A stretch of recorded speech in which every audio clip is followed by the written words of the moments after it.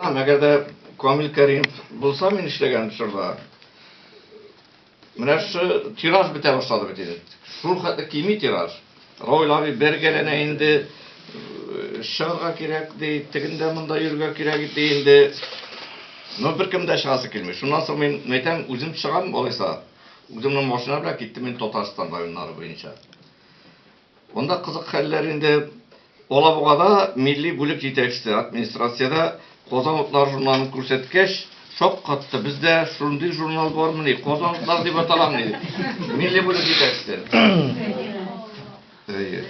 Менә бездә бит һәр вакыт менә шундый гаҗәеп кирәкле бик нечкә урыннарга кемнәр кертеп утырталар.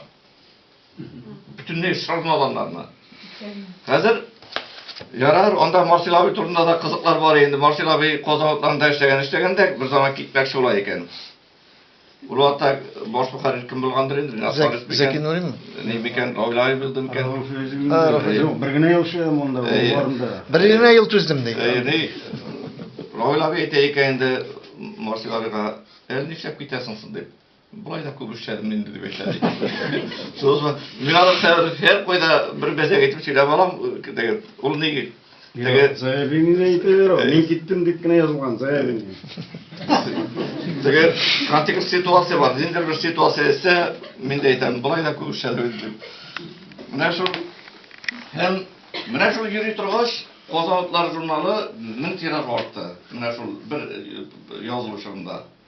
Шуннан соң Казан утларында эшләүче ике өлкән абзый мине үзләренең бүлмәсенә алып кереп, бик каты сүктеләр. Син нишләп алай итеп йөрисең ди. Ул бит хәзер Равил Файзуллин әйтәләр инде. Безне дә шулай чыгарып җибәрәчәк бит ул ди. Менә хәзер менә ничә еллар йөриләр. Менә Камил Кәримов килгәч башланган эш. Әгәр дә без Камил Кәримов белән икәү йөргән булса, бәлки 1000 генә булмас, 1000 булган булыр яны. Юлда штраф түләгән булыр. Эшләгән бензина җитмәсә инде бер. Менә болай йөрүләр.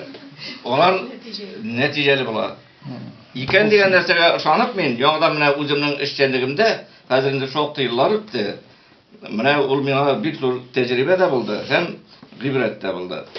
Инде менә бүгенге вазгыятьтән караганда, Казан утлар журналында карыйм да, бүгенге вазгыятьтә карыйм.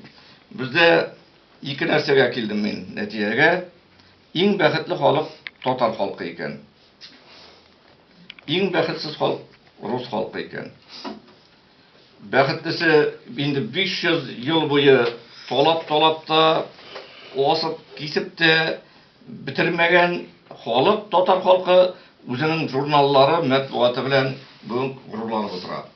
Сез берәр урыс матбугат турында, берәр журнал турында ишеткәнез бармы хәзер? Без көйлә берәр журнал чыга микән? Мин аны язылып та карадым. Анда ник укырлык әйбер юк. Тиражлары безнекенең яртысы, халкы анда бер 8 тапкыр күбрәк бездән. Онсы да бит татарлар аркасында язылмыйлар. Әгәр дә татарларның Казан утлары булмаса, алар язылырлар рус журналларына дип уйлыйм инде мин. Аларның бәхетсезлеге шунда. Ни өчен алар надан? Ни өчен Татарстан иге буенча беренче урында булган әйткәндә? Башка илләре, башка өлкәләрдән әгәр дә татарлар булмаса, алар беренче урында булырлар. Акыллылык бәләше була инде бу. Акыллылык бәләше безнең. Хәбәр тәгәрәр Урысларның кысалары бит. İptaşlar bunu kasıdan tuktara kira alasını. Televizordan biri urus kurganınız var mı sizin? Күздә торып сарыгыз. Endi Казан утлары журналы белән шаллы бәйләнеш инде ул бик көчле. Аллаһка шөкер, Аллаһка шөкер. Бик көчле һәм мин әйтергә идем хәтта игътибарлы да алар. Барысы да безнең язучыларыбызга. Менә монда безнең өлкән шагыйрьләребез Гани Сабый утыра. Монда иң талантлы кешеләребез монда. Амур Фәләх, Әлфия Ситикова, Айрат Ситиков, Марус Яһудин һәм әле монда килеп җитмәгән язучыларыбыз да аларның әсәрләре гел чыгып тора. Казанларда кайбердә 2-3 безнең автор. Ул бит әле без монда бөтен шаллыда 30 язучылар әгъзасы тәкъдим ителгәннәр менә Марус Яһудин тәкъдим ителгән.